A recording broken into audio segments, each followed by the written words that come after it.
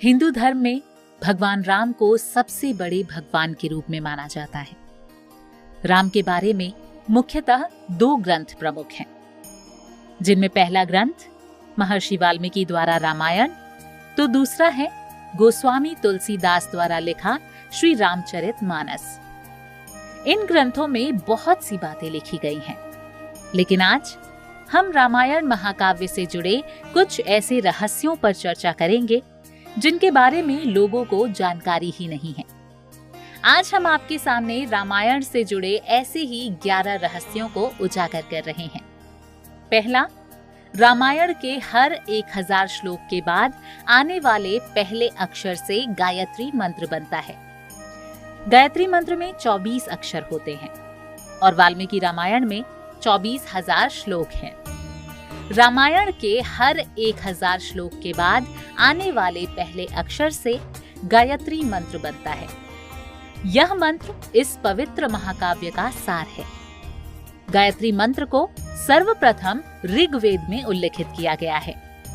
दूसरा, राम और उनके भाइयों के अलावा राजा दशरथ एक पुत्री के भी पिता थे।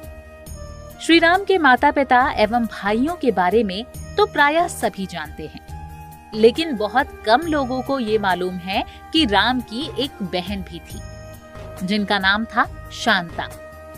वे आयु में चारों भाइयों से काफी बड़ी थीं। उनकी माता कौशल्या थी। ऐसी मान्यता है कि एक बार अंग देश के राजा रोमपद और उनकी रानी वर्षिणी अयोध्या आए हुए थे। उनकी कोई संतान नहीं थी। बातचीत के दौरान राजा दशरथ को जब यह बात मालूम हुई तो उन्होंने कहा, मैं अपनी बेटी शांता आपको संतान के रूप में दूंगा। यह सुनकर रोमपद और वर्षिणी बहुत खुश हुए। उन्होंने बहुत स्नेह से उसका पालन पोषण किया और माता पिता के सभी कर्तव्य निभाए। एक दिन राजा रोमपद अपनी पुत्री से बातें कर रहे थे। उसी समय द्वार पर एक ब्राह्मण आ गए और उन्होंने राजा से प्रार्थना की कि वर्षा के दिनों में वे खेतों की जुताई में राज दरबार की ओर से मदद प्रदान करें।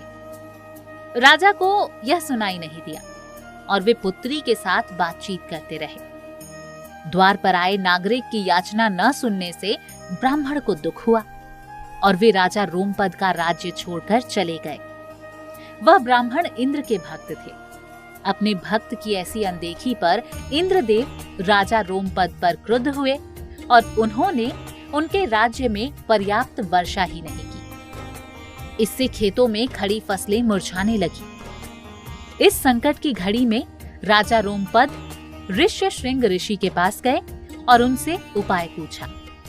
ऋषि ने बताया कि वे इंद्रदेव को प्रसन्न करने के लिए यज्ञ करें। ऋषि ने यज्ञ किया और खेत खलिहान पानी से भर गए। इसके बाद ऋष्यशृंग ऋषि का विवाह शांता से हो गया और वे सुख पूर्वक रहने लगे। बाद में ऋष्यशृंग ने ही दशरथ की पुत्र कामना के लिए पुत्र कामेष्टि यज्ञ करवाया था। जिस स्थान पर उन्होंने ये यज्ञ करवाया था वह अयोध्या से लगभग 39 किलोमीटर पूर्व में था और वहां आज भी उनका आश्रम है और उनकी तथा उनकी पत्नी की समाधियां भी हैं। नंबर 3, राम विष्णु के अवतार हैं, लेकिन उनके अन्य भाई किसके अवतार थे? राम को भगवान विष्णु का अवतार माना जाता है, लेकिन आपको पता है कि उनके अन्य भाई किसके अवतार थे?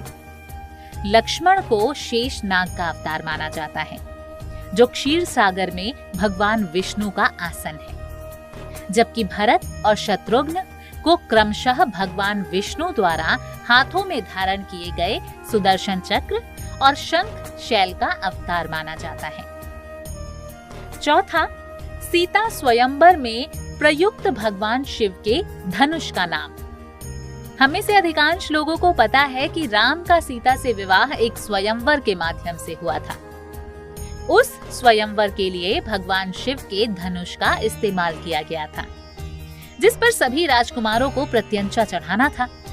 लेकिन बहुत कम लोगों को पता होगा कि भगवान शिव के उस धनुष का नाम था पिनाक। पांचवा, लक्ष्मण को गुदाकेश के नाम से भी जाना जाता है। ऐसा माना जाता है कि वनवास के 14 वर्षों के दौरान अपने भाई और भाभी की रक्षा करने के उद्देश्य से लक्ष्मण कभी नहीं सोते थे। इसके कारण उन्हें गुदाकेश के नाम से भी जाना जाता है। वनवास की पहली रात को जब राम और सीता सो रहे थे तो निद्रा देवी लक्ष्मण के सामने प्रकट हुई। उस समय लक्ष्मण ने निद्रा देवी से अनुरोध किया कि उन्हें ऐसा वरदान दे कि वनवास के 14 वर्षों के दौरान उन्हें नींद ना आए और वो अपने प्रिय भाई और भाभी की रक्षा कर सके। निद्रा देवी इस बात पर प्रसन्न होकर बोली कि अगर कोई तुम्हारे बदले 14 वर्षों तक सोए तो तुम्हें यह वरदान प्राप्त हो सकता है। इसके बाद लक्ष्मण की सलाह पर निद्रा देवी लक्ष्मण की पत्नी और सीता की बहन उर्मिला के पास पहुंची। उर्मिला ने लक्ष्मण के बदले सोना स्वीकार कर लिया और पूरे 14 वर्षों तक सोती रही थी। छठा है उस जंगल का नाम जहां राम, लक्ष्मण और सीता वनवास के दौरान रुके थे। रामायण महाकाव्य की कहानी के बारे में हम सभी जानते हैं कि राम और सीता लक्ष्मण के साथ 14 वर्षों के लिए वनवास गए थे और राक्षसों के राजा रावण को हराकर वापस अपने राज्य में लौटे थे। हम में से अधिकांश लोगों को पता है कि राम, लक्ष्मण और सीता ने कई साल वन में बिताए थे, लेकिन कुछ ही लोगों को उस वन के नाम की जानकारी होगी। उस वन का नाम दंडकारण्य था, जिसमें राम, सीता और लक्ष्मण जी ने अपना वनवास बिताया था। यह वन लगभग 35,600 वर्ग मील में फैला हुआ था, जिसमें वर्तमान छत्तीसगढ़, उड़ीसा, महाराष्ट्र और आंध्र प्रदेश के कुछ हिस्से शामिल थे। उस समय यह वन सबसे भयंकर राक्षसों का घर माना जाता था, इसलिए इसका नाम दंडकारण्य था, जहां दंड का अर्थ सजा देना और अरण्य का अर्थ वन है।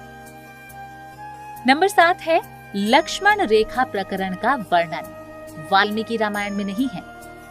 पूरे रामायण की कहानी में सबसे पेचीदा प्रकरण लक्ष्मण रेखा प्रकरण है, जिसमें लक्ष्मण वन में अपनी झोपड़ी के चारों ओर एक रेखा खींचते हैं। जब सीता के अनुरोध पर राम हिरण को पकड़ने और मारने की कोशिश करते हैं तो वह हिरण राक्षस मारीच का रूप ले लेता है। मरने के समय में मारीच राम की आवाज में लक्ष्मण और सीता के लिए रोता है। यह सुनकर सीता लक्ष्मण से आग्रह करती है कि वह अपने भाई की मदद के लिए जाए, क्योंकि ऐसा प्रतीत होता है कि उनके भाई किसी मुसीबत में फंस गए हैं। पहले तो लक्ष्मण सीता को अकेले जंगल में छोड़कर जाने को राजी नहीं हुए, लेकिन बार बार सीता द्वारा अनुरोध करने पर वह तैयार हो गए। इसके बाद लक्ष्मण ने झोपड़ी के चारों ओर एक रेखा खींची और सीता जी से अनुरोध किया कि वह रेखा के अंदर ही रहें और यदि कोई बाहरी व्यक्ति इस रेखा को पार करने की कोशिश करेगा तो वह जलकर भस्म हो जाएगा। इस प्रकरण के संबंध में अज्ञात तथ्य ये है कि इस कहानी का वर्णन ना तो वाल्मीकि रामायण में है और ना ही रामचरितमानस में है, लेकिन रामचरितमानस के लंका कांड में इस बात का उल्लेख रावण की पत्नी मंदोदरी द्वारा किया गया है। 8वां है रावण एक उत्कृष्ट वीणावादक था। रावण सभी राक्षसों का राजा था। बचपन में वो सभी लोगों से डरा करता था, क्योंकि उसके 10 सिर थे। भगवान शिव के प्रति उसकी दृढ़ आस्था थी। इस बात की पुख्ता जानकारी है कि रावण एक बहुत बड़ा विद्वान था और उसने वेदों का अध्ययन किया था। लेकिन क्या आपको पता है कि रावण के ध्वज के प्रतीक के रूप में वीणा होने का कारण क्या था?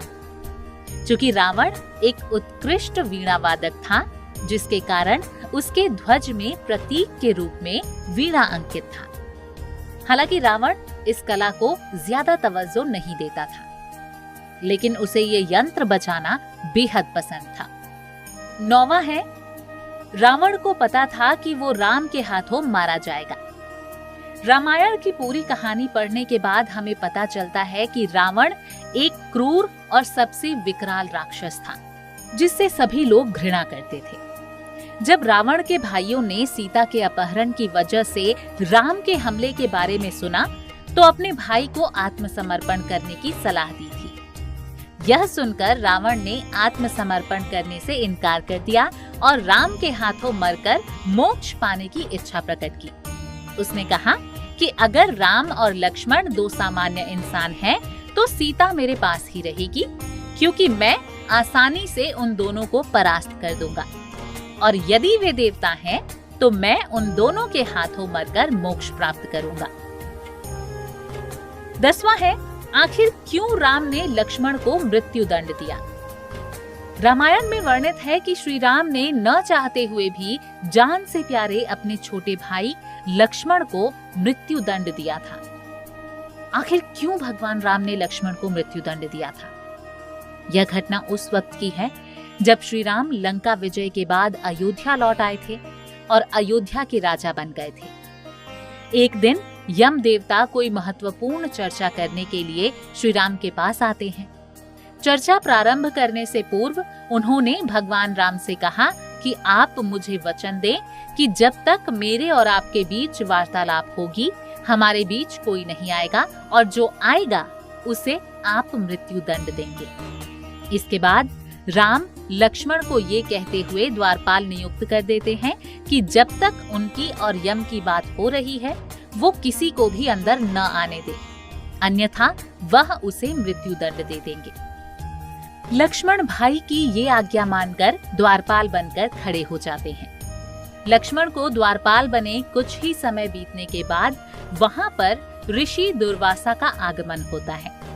जब दुर्वासा ऋषि ने लक्ष्मण से अपने आगमन के बारे में राम को जानकारी देने के लिए कहा, तो लक्ष्मण ने विनम्रता के साथ मना कर दिया। इस पर दुर्वासा ऋषि क्रोधित हो गए तथा उन्होंने संपूर्ण अयोध्या को श्राप देने की बात कही। लक्ष्मण ने शीघ्र ही यह निश्चय कर लिया कि उनको स्वयं का बलिदान देना होगा, ताकि वो नगरवासियों को ऋषि के श्राप से बचा सकें। और उन्होंने भीतर जाकर ऋषि दुर्वासा के आगमन की सूचना दी।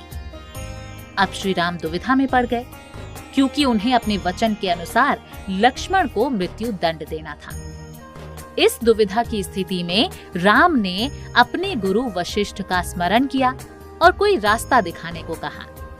गुरुदेव ने कहा कि अपनी किसी प्रिय वस्तु का त्याग उसकी मृत्यु के समान ही है, अतः तुम अपने वचन का पालन करने के लिए लक्ष्मण का त्याग कर दो।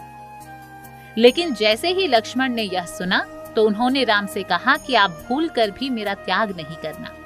आपसे दूर रहने से तो यही अच्छा है कि मैं आपके वचन का पालन करते हुए मृत्यु को गले लगा लूं। ऐसा कहकर लक्ष्मण ने जल समाधि ले ली। अंतिम और 11वां है, राम ने सरयू नदी में डुबकी लगाकर पृथ्वी लोक का परित्याग किया था। ऐसा माना जाता है कि जब सीता ने पृथ्वी के अंदर समाहित होकर अपने शरीर का परित्याग कर दिया था, तो उसके बाद श्री राम ने सरयू नदी में जल समाधि लेकर पृथ्वी लोक का परित्याग किया था। तो कैसी लगी हमारी जानकारी, कमेंट बॉक्स में जरूर बताएं, और ऐसे ही इंटरेस्टिंग वीडियोस देखने के लिए हमारे चैनल सफर विद सनी को सब्सक्राइब करें।